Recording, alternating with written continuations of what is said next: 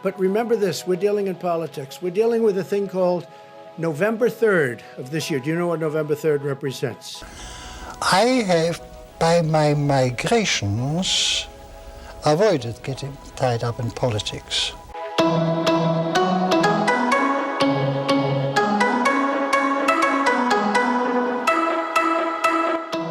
Tercer episodio ya con un amigo íntimo, personal, mi querido amigo politólogo, especialista en elecciones, Luis Aguilar. ¿Cómo estás, Luis? Tanto tiempo, chamo. Gracias por estar aquí. William, estamos excelentes, gracias a Dios. Gracias a ti, William, Alejandro, a todo su equipo por invitarme. Estoy para servirle desde Venezuela.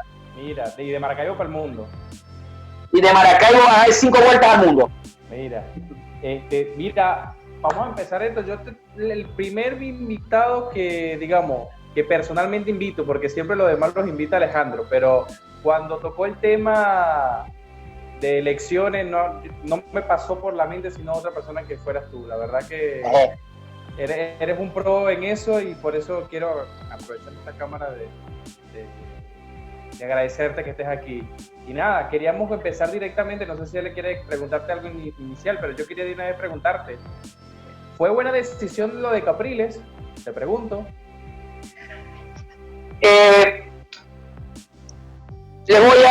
Depende, te voy a decir depende, ¿ok? Te voy a responder como politólogo, depende, ¿ok? La oposición venezolana está gobernada por 3 corrientes políticas, ¿ok? Una corriente política liderada por Juan Guaidó, que tiene un planteamiento de no participar en procesos electorales mientras Maduro esté en el poder, mientras exista el actual Consejo Nacional Electoral instalado por el Tribunal Supremo de Justicia, mientras no existan condiciones electorales que garanticen unas elecciones totalmente libres, competitivas, ¿ok? Y un liderazgo que digamos que promueve, ¿ok?, la reinstitucionalización, la caída, el cese de usurpación, mejor dicho, como ellos dicen, ¿ok? Tenemos una corriente de la oposición política venezolana liderada por los sectores, digamos que más radicales de la oposición, más radicales de la política, ¿ok?, liderados por la líder política María Corina Machado, ¿ok? Y la oposición venezolana, un sector político más moderado, ¿ok?, que cree en que el gobierno puede ser vulnerable electoralmente, que cree en la negociación política, mejor dicho, no en la negociación política, en la construcción de una negociación política, ¿ok?, orgánica, donde se respeten verdaderamente las condiciones políticas, los puntos, y una oposición política que cree en, digamos, en la recuperación, en la conquista de espacios políticos, y que fue un error llamar a la abstención electoral en las elecciones parlamentarias del año 2005, ¿ok?, un sector político moderado, liderado en este caso por Enrique Capriles Radonsky, ¿ok? Respondiendo, vamos a tu pregunta, William. La decisión de Enrique Capriles Radonsky es exitosa, es viable, es correcta, depende de sus intereses políticos, depende de sus ideales, depende de lo que él, de su planteamiento político para solucionar la crisis, y depende de las estructuras políticas electorales a nivel nacional con que él cuenta para asumir ese proceso electoral, ¿ok? Todo va a depender, William, de las capacidades reales que tú tengas, no solo para participar en un proceso electoral, sino para vencer todas las adversidades que te imponga tu contrincante político, y aún así ganar el proceso como sucedió en el año 2015. Adelante. Como tú dices, Luis, no, una es como pregunta tú que dices, te voy ¿no? a hacer. Entonces, tú dices que dependiendo con lo que cuente Capriles es que puede o no ser efectiva esa ruta, que es la que él propone de participar en lo que sea que se atraviese porque cree que es vulnerable al régimen en el camino electoral. Yo te pregunto, Luis, ¿tú crees que hay las condiciones para que se pueda, o necesitaría una maquinaria muy grande para evitar algún tipo de fraude, o tú crees que el participar como sea o bajo cualquier condición está bien siempre y cuando se demuestre una mayoría o algo parecido? Alejandro, en Venezuela hoy no hay condiciones por el tema de la pandemia, ¿ok? Hoy no hay condiciones por el tema de la pandemia, no las hay. Es una irresponsabilidad, hermano, sacar a la gente. Es más, chicos, es una irresponsabilidad hacer campaña en un contexto de pandemia, de cuarentena, de COVID-19. Es un suicidio. Vas a pescar en la calle, en un barrio, en un sector, en una organización, mientras haces una caminata política, puedes hasta pescar el COVID-19 o transmitir el COVID-19. Si eres Una de las dos. una de las dos. Hermano, les hablo con sinceridad. No hay condiciones por el tema pandemia, ¿ok? Condiciones por el tema político, institucional. Desde que muere el presidente Hugo Chávez Frías en el año 2013, marzo del 2013, bueno, si se murió en diciembre, en marzo, si se murió en 2012 o en 2013, mejor dicho, desde que muere el presidente Hugo Chávez, se han venido cerrando las garantías para que existan unas elecciones realmente competitivas por el tema del ventajismo, ¿ok? De la igualdad de condiciones. Exactamente. Institucionales por el tema de que no hay confianza en el CNE. Como la Constitución de la República se basa fue escrita como la Biblia. Se basa en el principio de la simplicidad. ¿Ok? Que cada artículo, ¿en qué se basa el principio de la simplicidad? ¿Qué consiste? Que cada artículo de la Constitución lo entienda un niño de 8 años. Para ser presidente o presidente de la República tiene que ser mayor de 30 años. O sea, no tienes que darle la vuelta al artículo, ni analizarlo, ni reanalizarlo. Párrafos ambiguos, no puede quedar No, nada al aire. Ni no voy a pedirle al TCJ, a la sala constitucional del TCJ que me analice, que interprete el artículo. No, eso no puede existir, porque el artículo tiene que ser claro como el agua. ¿Ok? Firme, claro y preciso. ¿Ok? En la Constitución dice unos parámetros, unas condiciones para que tú seas rector del CNE. Y uno de los parámetros que establece de las condiciones es que tú no puedes ni militar ninguna organización política. ¿Cómo es eso? Que la mayoría de los rectores del Consejo Nacional Electoral militaron en el PSUV. Elementos como ese y muchos más generaron la desconfianza hacia el voto.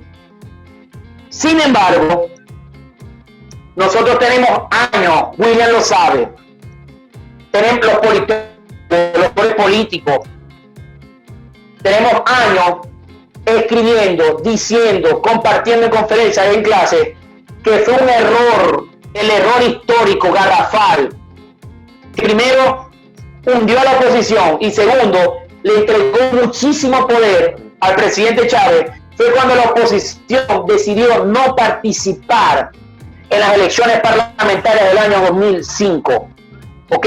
Que no se había profundizado la crisis política en el país, que no había despertado, digámoslo así, la dictadura aún, el gobierno totalitario, la situación, la crisis institucional que hoy impera en Venezuela, ¿ok? La oposición decidió no participar.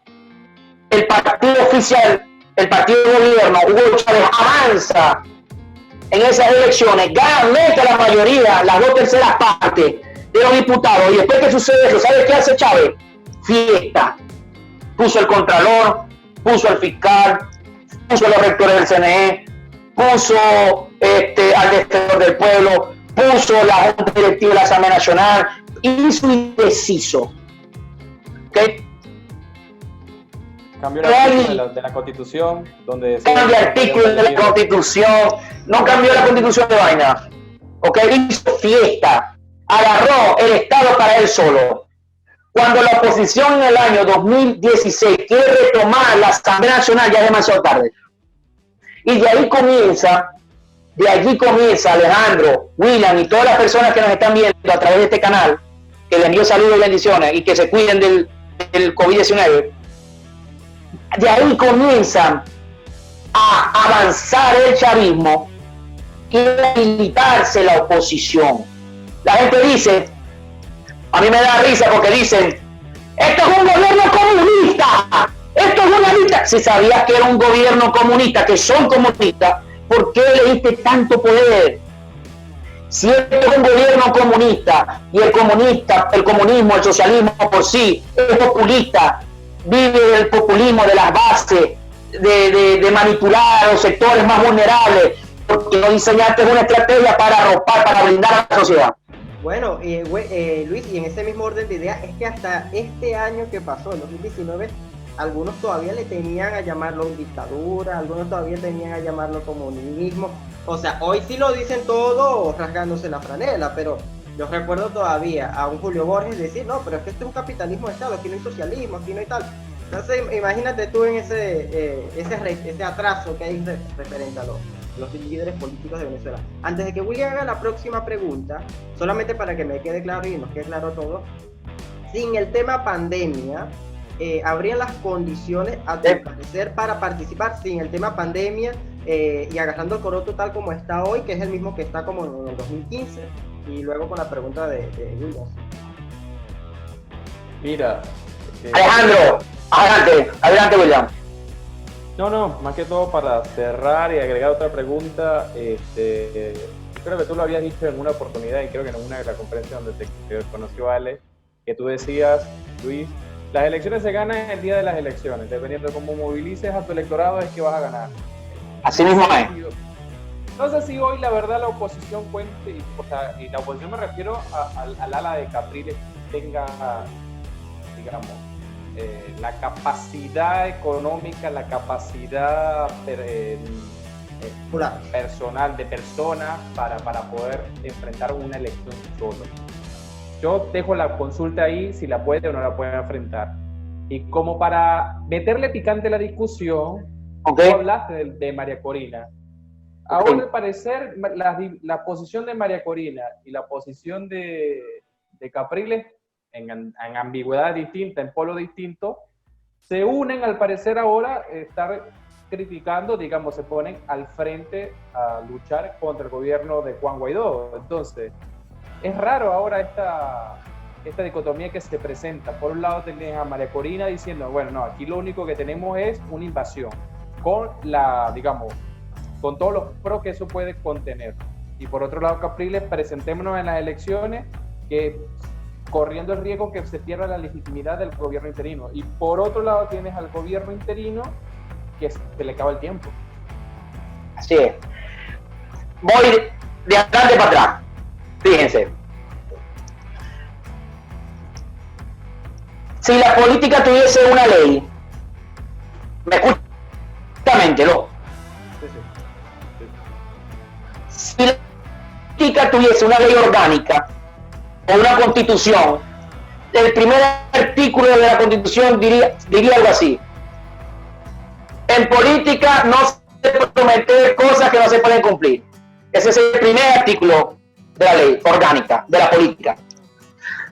Juan Guaidó se convirtió en un líder emergente que enamoró al país, que el país compró, el país asumió el liderazgo de Guaidó. Es más, sintió que la oposición venezolana se purificó con la imagen de Guaidó de la noche a la mañana.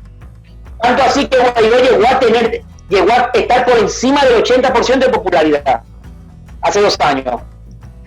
Y Guaidó prometió no el cese de la usurpación, gobierno de transición y elecciones libres, sino que prometió que iba a venir una invasión internacional a Venezuela, que todas las opciones estaban por encima de la mesa dentro de la mesa y por debajo de la mesa. Estaban todas las opciones dadas. Pedime lo que queráis, que hay de todo. ¿Ok? Después que prometió que si Maduro no desistía del poder, iba a haber una intervención militar, venían sanciones, venían los marcianos, venía, hermano, lo único que llegó fue el COVID-19 a Venezuela. Como no pudo materializar lo que prometió, por naturaleza la sociedad le pasó factura. Entonces, la crisis de Capriles, la crisis de Guaidó, el hundimiento de su popularidad, no es por culpa de María Corina, como lo quieren ver ahora, como lo quieren vender. No es por culpa de Capriles, como lo quieren vender ahorita. Ahorita hay un diputado que tuiteó que se va a perder 5 por culpa de Capriles. Eso no es así. Ok, le pasa lo mismo a María Corina. María Corina dice... Goicoechea no fue el que dijo eso, ¿no es cierto? Correcta, no quería decir el nombre, pero tú lo mencionaste. No, en este programa se puede hablar con nombre, con groserías, interrumpiéndose sin leyes. Adelante. Ah, bueno, así se va a seguir para adelante. Pasamos a hacer eso, Eva. Claro. Ok, voy para adelante entonces. Así que me gusta a mí. Le pasa lo mismo, perdón, Goicoechea es diputado, es dirigente nacional de Voluntad Popular. Le pasa lo mismo a María Corina, hermano. Si hay gente que tiene amigos en 20 Venezuela, soy yo. O sea, no me pueden decir que yo voy a 20 Venezuela, la gente 20, porque yo tengo panas del alma, de trinchera, allá he metido.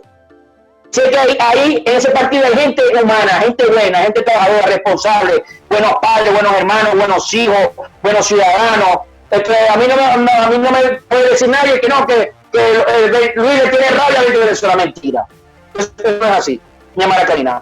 Pero María Corina se pone a decir, vamos al quiebre ya. Ajá, pero mija, vamos al quiebre. Maduro va a caer el lunes. Ya estamos a punto, está debilitada la dictadura. Está debilitada. Ya se está cayendo, ya. Hermano, no vamos a elecciones. Vamos al quiebre. Pero María Corina no agarra ni siquiera un par de cosas y se va a Miraflores. ¿Ok? Entonces la gente, María Corina tiene un discurso que alimenta a los radicales, pero que tampoco materializa. Y viola, falta poco, como dice William, y viola la primera ley de la política. ¿Ok? Y Capriles, por otro lado, yo no conozco a Capriles, ni nunca, no tengo el número de él, nunca lo he saludado. No, que no es caprilista, los chicos. Como que, no de la gente vende tampoco. ¿Ok? Entonces la ciencia política se trata de objetividad, hermano. Si no, te vas a morir de hambre. Porque no contratar para que se vea a nadie. ¿Ok? Y siguiendo esa línea... Y Capriles... No, disculpa que te interrumpa, que siguiendo esa línea que okay. dice Luis, la prueba más clara de que María Corina no materializa eso es que sigue reconociéndolo como presidente interino y sigue presionándolo a él, pero más no ella tomando la batuta del asunto. Sí, María Corina es la líder más valiente del país, hermano, que convoca una marcha para Miraflores. Que convoca una marcha. Ella adelante, manito.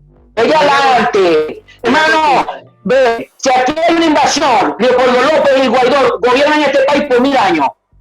Si María Corina va para Miraflores, porque es la mujer más valiente del país, María Corina gobierna el país por... Pero si no lo hace, pasa lo que les está pasando. La frustración, rechazo, falsa expectativa. Luis, tú dijiste un punto muy importante, acabas de dar un punto muy importante.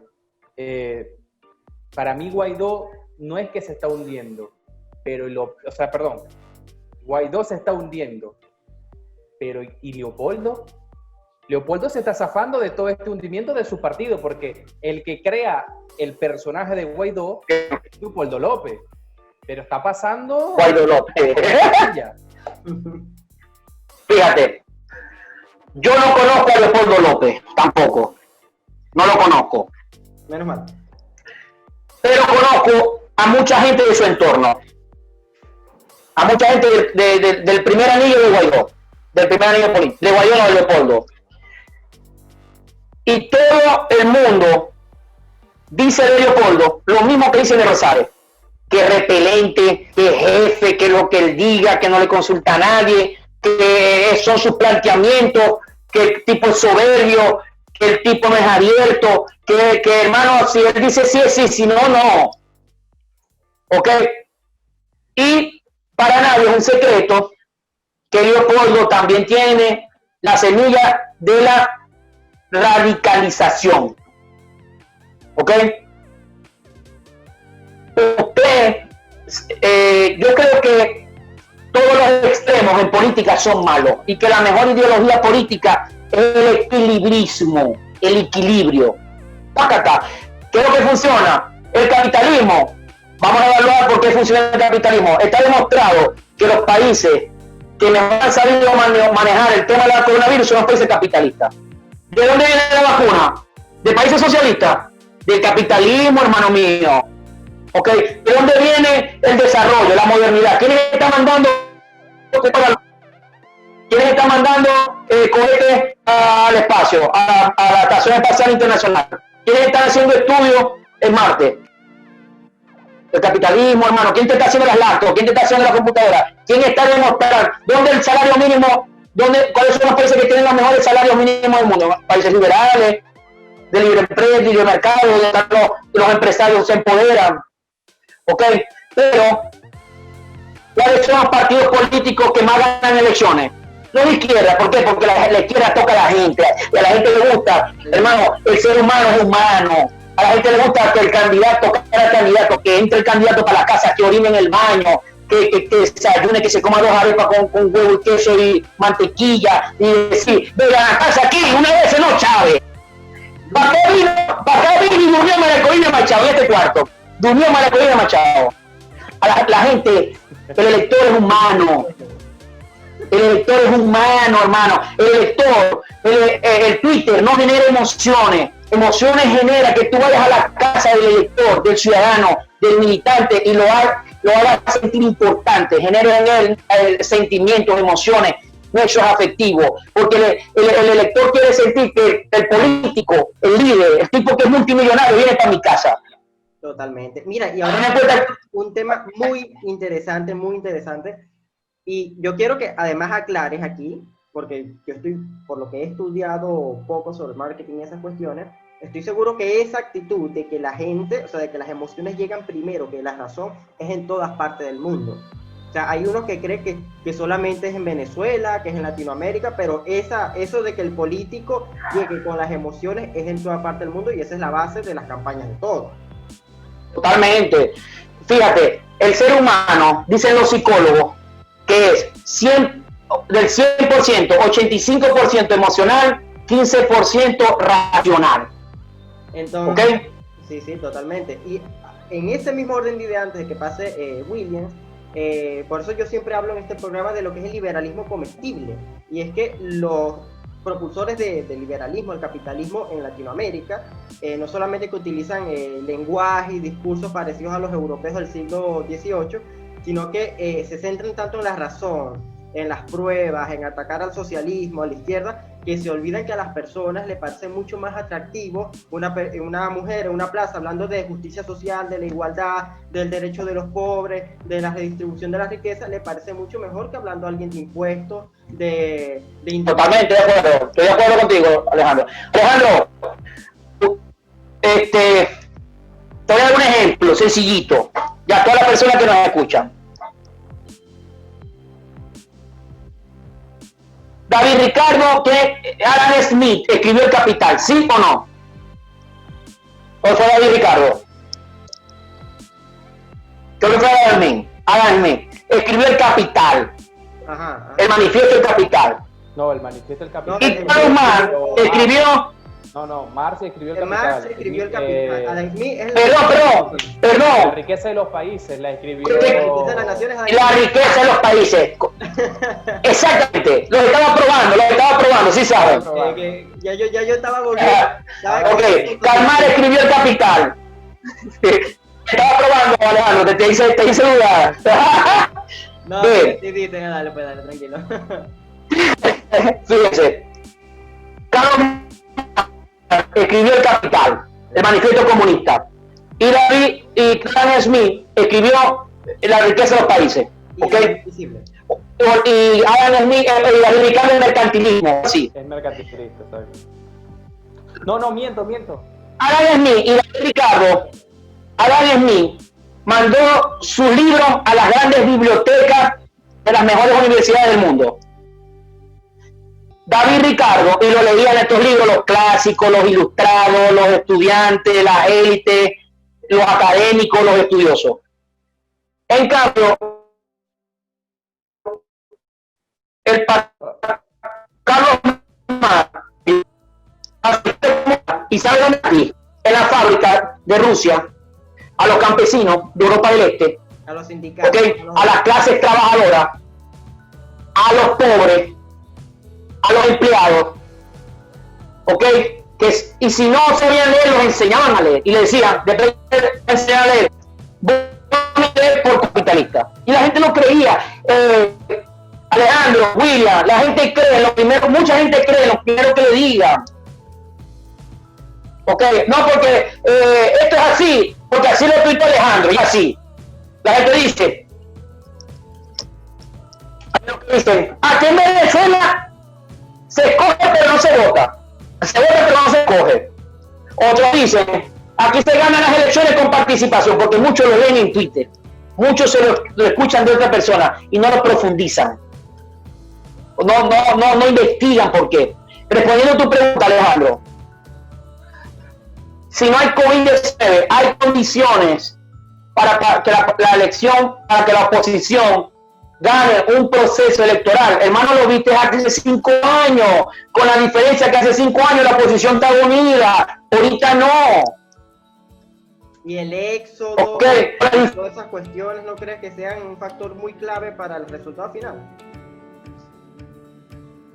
Según el CNE, el padrón electoral está constituido por 21 millones de electores. 21 millones de electores. Hoy se han ido 6 millones de venezolanos. A esos 6 millones de venezolanos, aplicarle la lógica estadística electoral social venezolana, a esos 6 millones, ¿ok?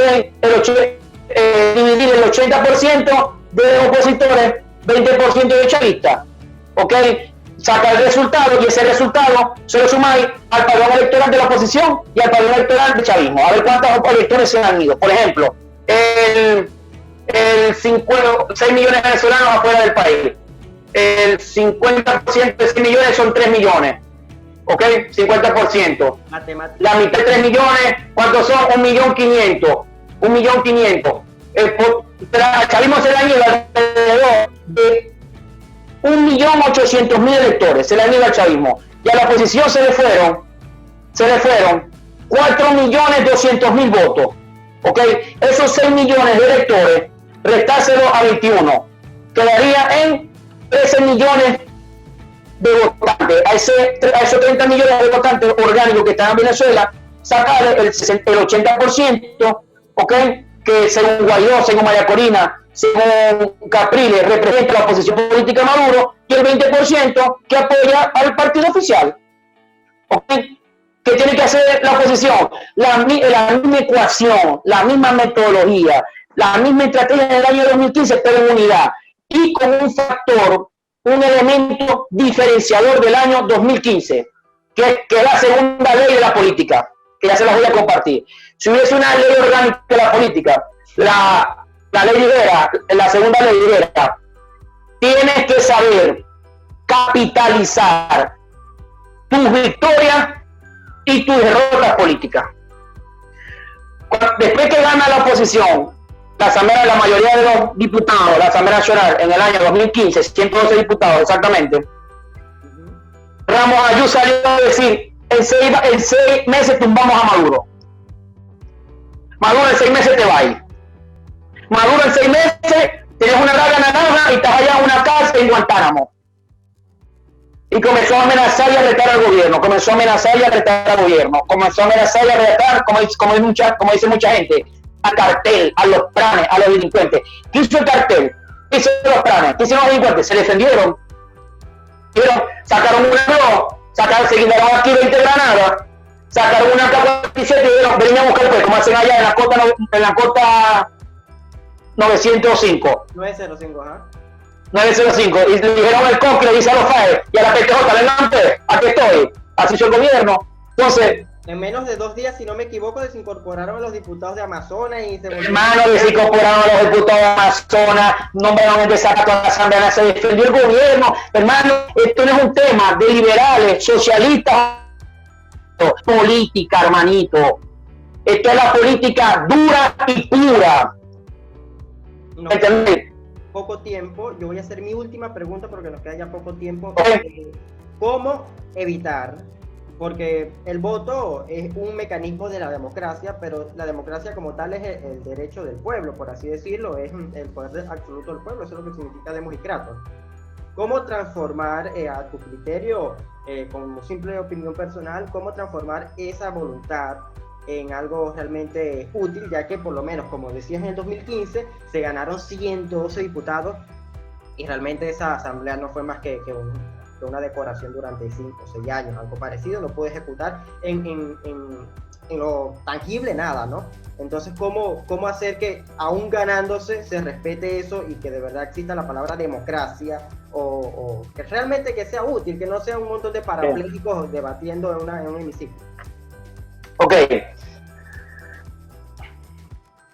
Te voy a responder con un ejemplo. Con un ejemplo.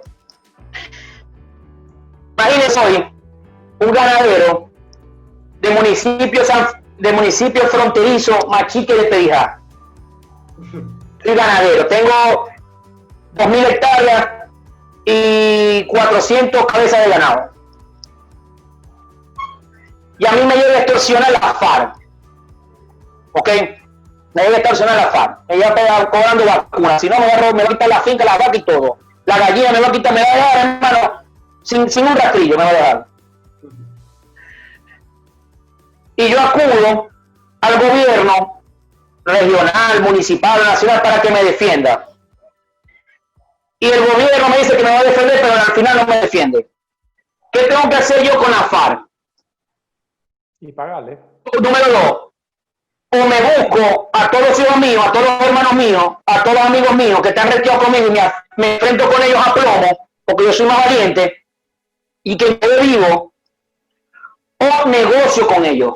Y llamo al jefe de la FARC y le digo, hermano, ¿cuánto me vas a cobrar? ¿Me vas a cuidar? Ajá, pero si yo te pago, ¿cuánto me vas a cobrar? No, te voy a cobrar $100. Ajá, pero yo te pago los $100 y no me cuidas para que más nadie me extorsione y que no me roben ni una vaca, no me roben nada, hermano. Y de vez en cuando mandaba 20 soldados para que me estén rodeando la finca, para que haya una presencia, para que nadie se meta conmigo, hermano mío. Y si se meten con alguien de la familia mía, me lo matáis. En el otro año te voy a pagar tus $100. Además, te voy a pagar $1.000, 10 años por adelantado. ¿Ok? O me enfrento con él. Si el gobierno no garantiza que se va a meter en la finca y le va a sacar la FARC en mi finca. Pasa lo mismo con... Yo soy Guaidó, el ganadero.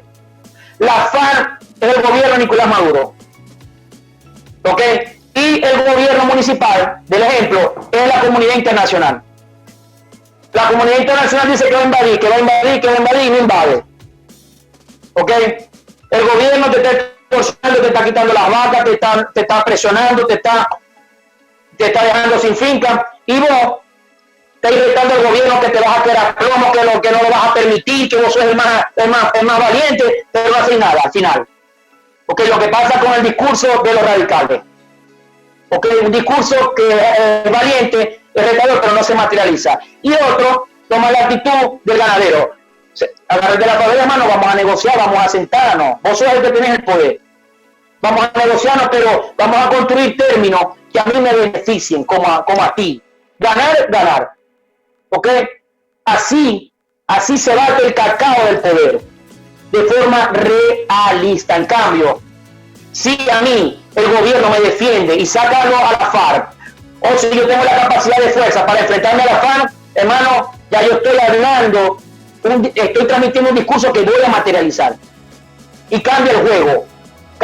O me libera, me defiende el gobierno, me defiendo yo y soy libre, totalmente libre, o simplemente tengo que negociar con el secuestrador, con el mafioso, con el extorsionador. Ok, entendido. Yo creo que eso se entendió clarito de la postura de Luis. Claro, totalmente. No, nada, bueno, Liz, ¿cuánto tiempo nos queda? Dale. Como 1 minuto y medio, 2 minutos por ahí. Bueno, Suficiente Luis, para que Luis aprovecha. escuche a alguien más. Y se despide y de sus redes sociales. Bueno, primero que todo, gracias por invitarme a este espacio. Gracias a ti. Lo felicito, sigan haciéndolo. Los jóvenes tenemos que empoderarnos en todas nuestras áreas, ¿ok? Las mujeres, todos, los hombres y todos los géneros, ¿ok? Los jóvenes estamos jugando un papel determinante en el planeta Tierra. Los venezolanos, los colombianos, los británicos, los chinos, los rusos, los americanos, los españoles, todos. Somos la generación de relevo. Tenemos que aprender de los errores que han cometido las personas que admiramos, ¿ok? Corregirlos, mejorarlos y cada día ser mejores profesionales, mejores líderes políticos, mejores empresarios, mejores padres, mejores amigos, mejores vecinos. Les invito, hago una invitación con sinceridad desde el corazón, a que cada día se levanten y sean mejores, para que dejemos un mejor país, una mejor nación, un mejor hogar, un mejor vecindario. Y que Dios les bendiga.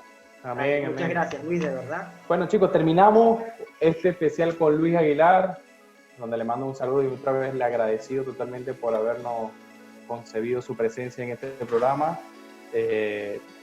Un puntico solo para cerrar yo de mi parte, que bueno, que justo Luis no estaba, pero lo que pasa en el mundo es que ya la gente no se discute lo que funciona y lo que no funciona. Las cosas que no funcionan ya se descartaron en el siglo pasado. Nosotros los latinoamericanos todavía seguimos enfocando. Me refiero a la parte en donde ya, o sea, no es que el socialismo fracasa en los otros países del mundo, no es que en lo económico, me refiero en lo económico, en lo social, en lo cultural, en lo estético, bla, bla, bla, bla, bla, bla, sino que ya hay cosas que los demás partidos del mundo ya han demostrado que es el capitalismo. Solo para remarcar este punto y cerrarlo. Te quedaste con esa espinita a mitad de camino. Sí, me quedé con esa espinita y que nadie aclarar que Adam Smith no era mercantilista, sino que Adam Smith fue crítico del mercantilismo. Nada, un saludo a todos. Quiero agradecerle a Llanero Digital, Ale, de Llanero Digital, que está en la página web número 1 del Estado portuguesa y a nivel nacional. Recuerden, pueden ingresar, ver los capítulos a través de llanerodigital.com. También pueden seguirlo en sus redes sociales, Llanero Digital B, y darle like, suscribirse si ustedes quieren. Aquí nosotros no Tenemos coaccionamos. Instagram. Instagram. También tenemos Instagram, que es politic-k, piso K, ya ni me acuerdo, ni siquiera eso lo dejamos aquí abajo, no se preocupen. Pero ya saben, aquí nosotros no coaccionamos, nosotros no sobornamos, no agarramos y decimos, dale like. No, tú ves si le das like o no le das like. O sea, ya ese es peo tuyo si sos marico, ¿no? O sea, si tú no le das like, básicamente. Bueno, muchachos, hasta luego. Vale, lo terminamos.